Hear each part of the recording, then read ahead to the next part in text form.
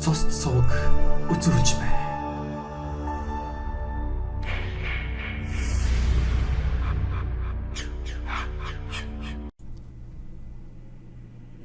(1970-аад оны үед Өвөрхангай аймгийн Хужирт сумын нутагт малчин бавууд орж машинд дайруулан нас баржээ.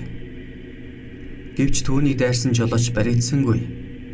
Аймгийн цагдан сэргийлэхийнхэн бүтэн 3 жил мөрдөөд хэрэгтэй холбогдох ямар ч хэд мөрийн баримт уул мөр олж чадалгүй мухарджээ.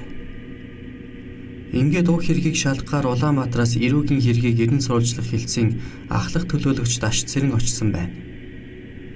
Тэрээр очиудаа сумын ард иргэдийг цуглуулж илрээгүй удсан гэмт хэргийг гэдрүүлэхэд иргэдийн туслалцаа маш их үүрэг гүйцэтгэдэг гэсэн лекц уншжээ.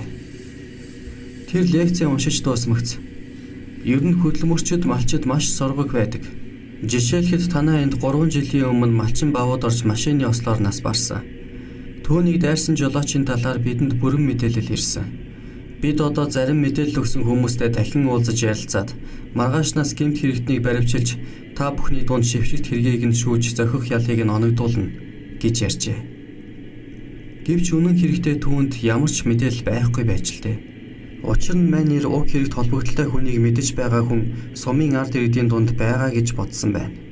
Төлөөлөгч Дашт Цэрэн лекцийнхээ дараа сумын тэгсгийн төлөөлөгчтэй хамтран үнэн шударга гэсэн хэдэн хүнийг цуглуулан эмнэлэг, холбоо, зам тээвэр зэрэг газрыг нууцаар хянуулах, сумаас гадагшаа явж буй хүмүүсийг сэмхэн тагнах талаар зааварчилгаа өгчээ.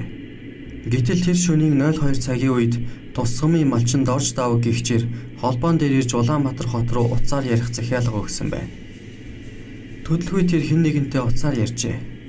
Тэрээр "За нөгөө хэрэг чинь илэрсэн байна. Амиа бодоорой. Би маргаашийн шуудангаар аймаг яваад цаашаа бултлаа." Гэхэд цаад хүн нь "Би ч гэсэн тэгвэл маргааш өглөө бан зачаад дунд говь явна.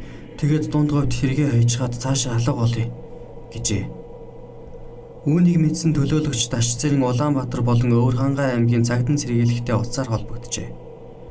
Төлөвлөгөө дорж давгийг аймгийн шуудангийн машинаас буухад нь Өвөрхангай аймгийн цагдаа нар баривчилсан байна. Түүнийг нэлээд сайн байцаасны эцэст хэргийн учир бүрэн тайлэгджээ. Дорж давг нь хувийн өс хонзонгоор малчин бавууд оржин амьсгалыг боож алжээ. Тухайн үед түүний жолооч найз Эрхэнбаяр гэгч нь Улаанбаатараас ачаад Өвөрхангайг зорж явахдаа дорж давгийнхаар бууж л дээ. Ингээд л манд хоёр хуйвэлцсэн хэрэг. Дорж давг түүнд хандаж "Би өстэй хүнээ цааш нь харуулчихсан. Чи л надад туслах хэрэгтэй байна. Цогцыг нь машиндаа ачаад хөдөөгийн зам дээр аваачаад дээгүүр нь машинаараа гарчих. Машинд дайруулж өгсөн л байгаа биз.